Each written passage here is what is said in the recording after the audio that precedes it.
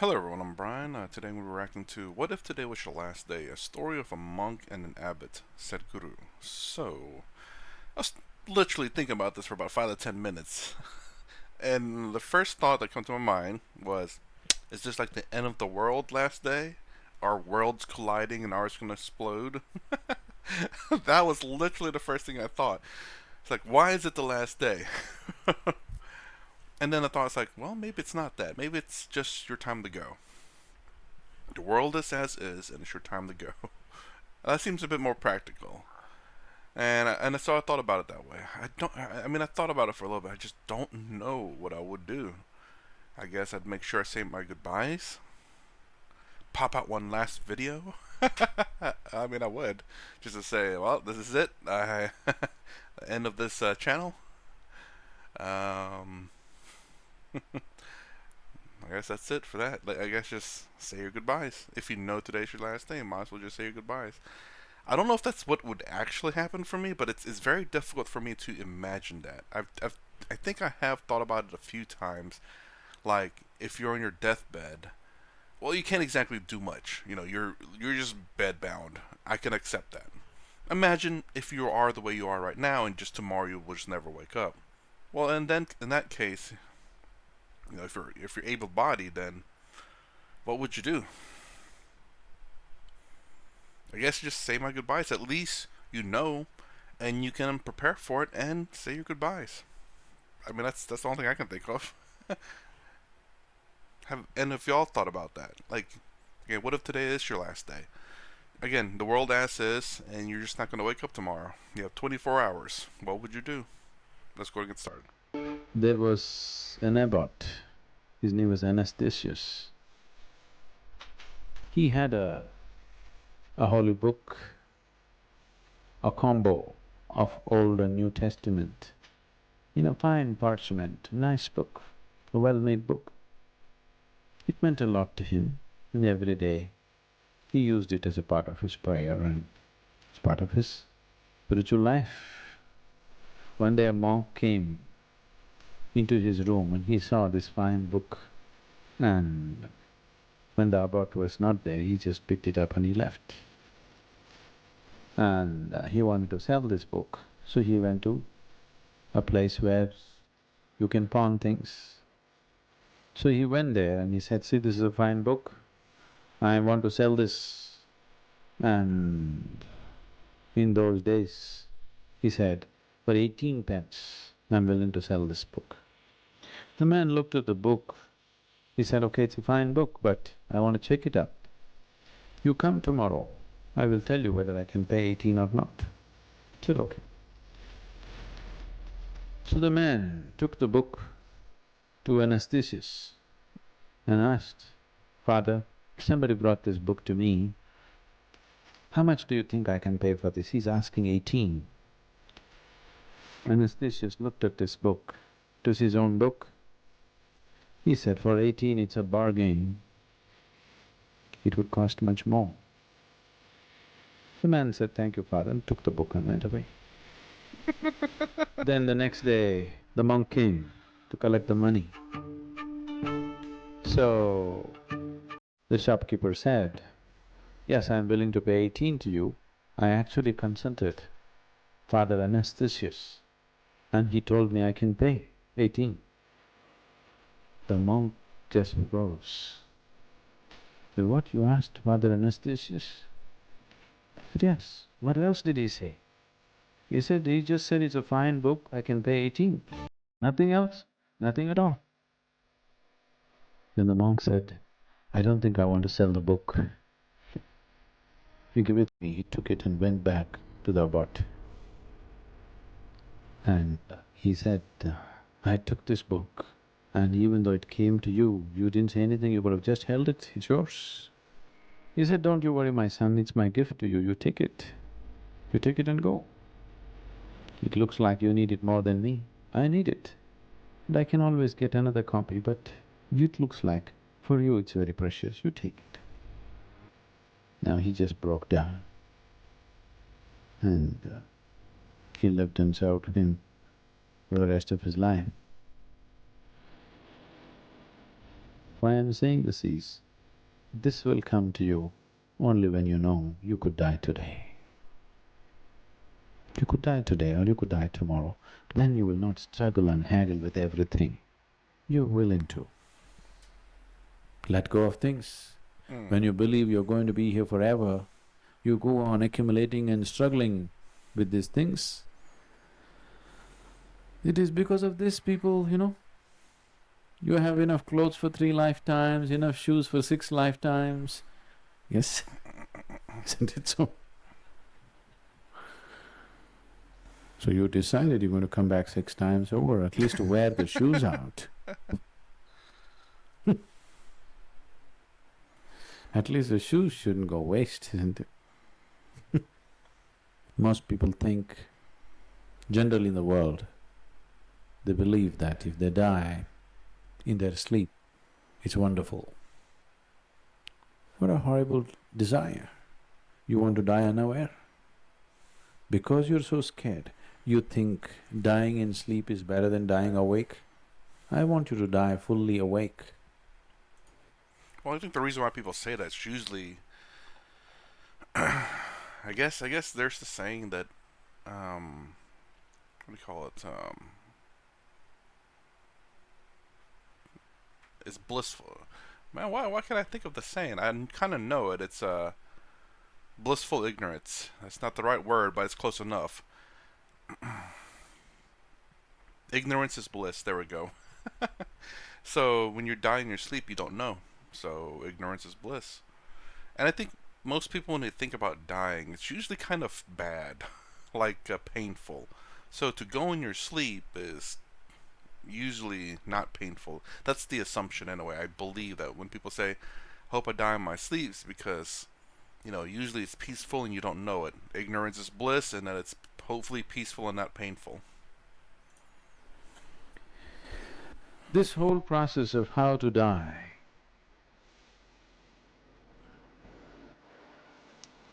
there is a whole art and a science behind it as to how to die. What are the conditions you must set up so that you die properly? In India this was maintained, this may be unthinkable for people. When a man has to die, he doesn't want to be among the relatives. He doesn't want to be among his children or wife or husband or anything. They will go to a strange place, which is considered auspicious or holy, and they die there. People went all the way to Kashi just to die, you know this? People went all the way to Varanasi just to die, even today. Because it's very important that you die in awareness, not in emotion. The last moment of transition decides many things. It's very easy to untie the knots of everything that you've accumulated at that final moment. Meditation is like death, please see. If you really become meditative, it's almost death-like. Everything that you call as myself will die in meditation. Mm. Your personality, your accumulation, everything just falls apart. So in that moment, untying the bondages is easy, that's why meditation. So if you did not meditate, at least death, at least the natural process that is offered to you must be made use of, isn't it? A person who meditates is consciously willing to die every moment of his life. That's why he goes into meditation, so that he's constantly aware of the mortal nature of his existence, so that he doesn't become egoistic and stupid. If you know you will die tomorrow, suddenly you will see, you will have no anger, you will have no remorse, you will have no hatred, you will have no jealousy against anybody, you will become very loving and nice. I mean, you know, well, I would say there are probably a very small minority of people who would just be angry, just because. Again, I think because they're just, why am I going to die? I guess then there are, like, I guess it all depends on how they're dying. Like maybe a disease or something, like where they're perfectly fine now, but they won't wake up tomorrow. And then they will definitely become like that, I suppose. I don't know. I just have a feeling there's obviously an exception to that, but yeah, I think majority of people will obviously become nice and loving because they want to have joy before they well pass away. I mean, you could say kind of like people who when they come close to death have a way. Death has a way of changing you. Not in the same sense as what he's talking about, obviously, because for me, when he was talking about death, there, it's the death of the attachments, the death of the ego, you could say, but not the death of you, the death of the ego, because the ego wants to stay alive, the ego wants to accumulate, but your true self doesn't die. In that, in the sense of the meditation part, even though I know in terms of Vedanta, you are never dead. You will never die because you are pure consciousness. But even looking at it from that perspective, just to look at it in somewhat of a, how to say who your true self is versus the ego. I guess this is kind of a little bit more my perspective, where yes, you are consciousness for sure, and this this attachment to the world is the ego part, and I find that I guess I'm a little bit rambling, but I find that I never really thought about it that way for a long while until I started watching his videos, where I never saw myself and the ego as something separate. I never realized the ego. I've always, much like I guess majority of the people in the world, thought that I am the ego. Hmm? You will. And who told you you will not die tomorrow? Who gave you a guarantee that you will not die tomorrow? Yes? Did anybody give you a guarantee card that you will not die tomorrow? There is no guarantee, isn't it? An intelligent being will live with this awareness. It could be just today. Why tomorrow? It could be today. And when we live with this awareness, you will live life fully, totally. What you call as life is just a brief happening. Once you're constantly aware of this, you will come alive. When you live here thinking you're immortal and eternal, then you live a stupid life, because you can always do it tomorrow, you know? Yeah. When to do Shambhavi? Tomorrow.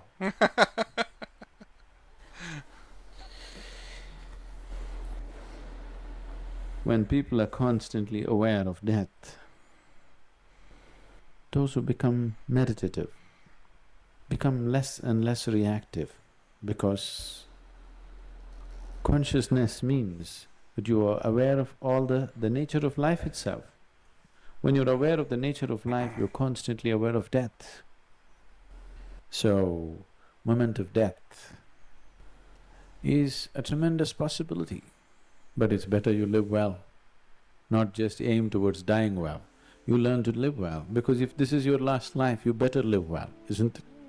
If you're coming back 100 times over, you can live a stupid life. Now when you have decided this is your last life, you better live well, isn't it? Final run. Last lap must be the best lap, isn't it?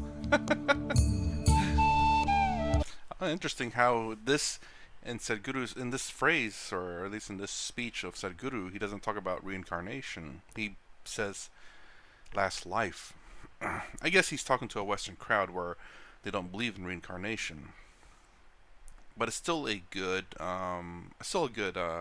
saying, because obviously, if this is your last life, which a lot of people in the world, because I don't believe a lot of them believe in reincarnation, um, you want to live your best life, and but I guess even to those who believe in reincarnation, we can act life stupidly. Well, if you believe in reincarnation, then I believe you believe in karma. So you still can act stupidly, even if you have 100 lifetimes to live. I guess you could always say, it's like, well, I'll be a better person next life. But the amount of suffering you may have in your next life due to your karma may be pretty bad. I guess I've thought of death a few times, but I've never thought about it in a way that I guess I may have thought about it, like if I were to die tomorrow, would it be okay?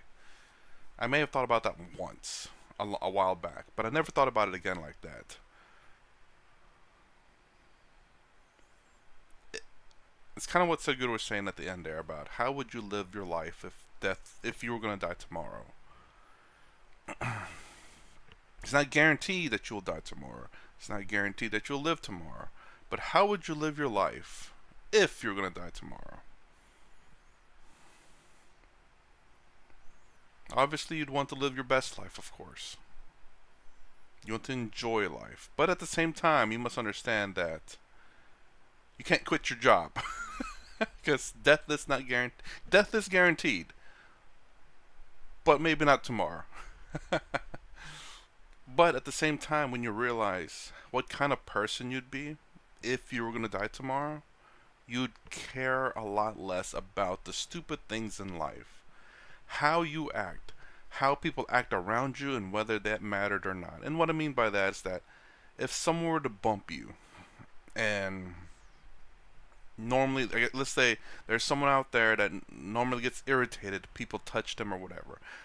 But generally speaking, if they were going to die tomorrow, they probably wouldn't care. Because they want to enjoy life. Because today's their last day. So it's kind of like the people who have come close to death, who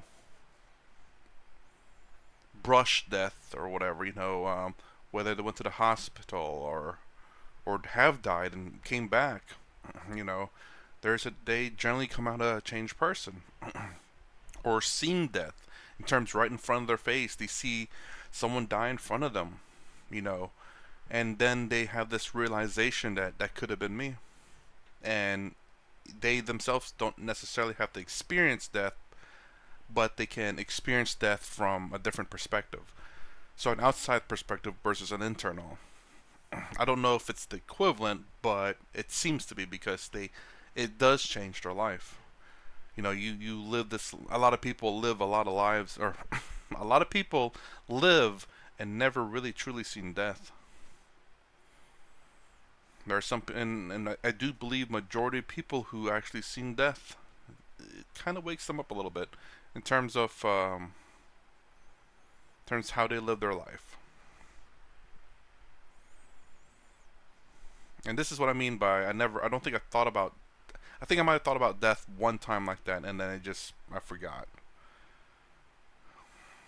And then to think about it again, I've kind of lived the life ever since that college class uh, in world religion, especially learning about Buddhism, that life is suffering. So it kind of gave me somewhat a similar perspective. If life is suffering, why should I suffer with it? That's kind of my thought. It's like I choose not to suffer. It's really weird to say that. It's like, suffering, turn off, like a light switch. But of course, I still suffer, but not as much anymore. And whenever I do suffer, I do realize that I do need to be better. But I try not to suffer. And this perspective is almost, to me, similar to death, where it changed my life, and I am living a better life because of it. I don't, even though I wasn't really much of a complainer or a person. I don't believe I suffered necessarily a lot. I don't. Maybe like this is medium suffer, and maybe I suffer slightly less than the rest of the average population does, maybe. But with that realization, I suffer a lot less now, and that's something that facing death or brushing up with death can do to someone as well, where they appreciate life a lot more. Although I don't believe a lot of people need to experience that to live life better. Again, that's what I believe a lot of Eastern philosophies will help people. Oh, anyways, that's the end of this video. I just kind of want to say a little bit about some of the comments. I appreciate those who have missed me. um, and also about the comments with Guar. I mean, I've said this before in his video about how I believe he's like a feel good. I don't know, monk. I guess that I don't know. I think it's a monk. I think it's a feel good monk, but it's not. He's not like a stereotypical feel good person. And what I mean by that, there's like people out there who are like, very positive and they're kind of over the top a little bit, and they say just catchphrases, and it's annoying and it's stupid and I hate it. But he doesn't quite do that. It's still somewhat in the same realm, but I think it's a lot better. And I think sometimes, even though he says something that are quite obvious or very positive, sometimes we tend to forget these things. And sometimes hearing them again can renew that part of us in us. Renew that part of us in us. Yes. So again, if you don't wish to watch, my reaction to certain gurus, swamis, or monks, or whoever else are reacting to this, it's okay. I'm not gonna say there's like you must, watch every single one. I will say this though, with the Guar or these people who um, talk about or kind of what I consider inspirational, they sometimes bring up something. It's a bit of a different talk, other than, separate from like Sadhguru, Acharya, Swami Sarvarpyananda, and Swami Tadamananda, all the other swamis and gurus. He's a bit different. He's more of a generalist, I think, in terms of generalist inspiration. It's like, I guess I like to call it that way. I just made that up right now. Where it's something to give you a boost. Like when you're struggling with something, say in life or maybe even spiritually, and just getting that little bit of encouragement or positive vibes could potentially help you out. And maybe something that he talks about where maybe it helps you connect the dots or fit the puzzle in correctly, like in my part. But anyways, I just wanted to say that. Yeah, it's been a little bit. I was hoping not to be out for so long with that other computer, but activation of Windows, trying to share files, it was just crazy. Hopefully it's fixed now, though. Hopefully it's fixed.